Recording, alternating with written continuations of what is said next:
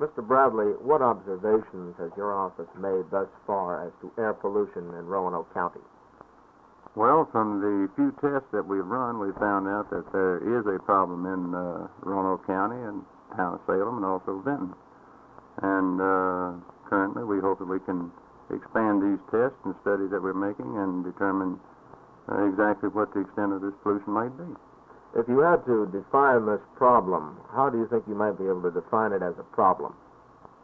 Well, as a particular problem, I'd have to say that it pertains primarily to particulate contamination, or dust or particles in the air, soot or grit or these other things, rather than gas at this point. We haven't done enough studies on gas to know just what the extent of this might be.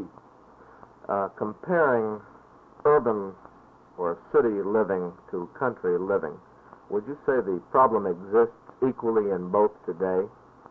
No, I wouldn't say equally. City is quite a bit worse because you've got a concentration of people and you've got a concentration of sources that are putting pollutants into the atmosphere. And I think that in the country, as such, you've got wide open spaces, less people, and less sources. So country living would be more healthy from the standpoint of air pollution. Would you say it's time that all governments take a good, hard look at air pollution today? I think all governments had better take a good look at air pollution today. It is dangerous. Do you feel this air pollution study could be accomplished on an individual basis, or would you prefer to see this become a joint entity of all the governments in the area?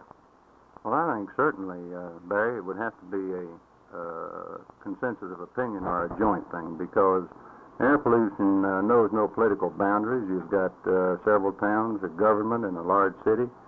And I think any one source of pollution would certainly affect all areas. And I think any ordinance or anything would have to be a joint thing, a regional thing.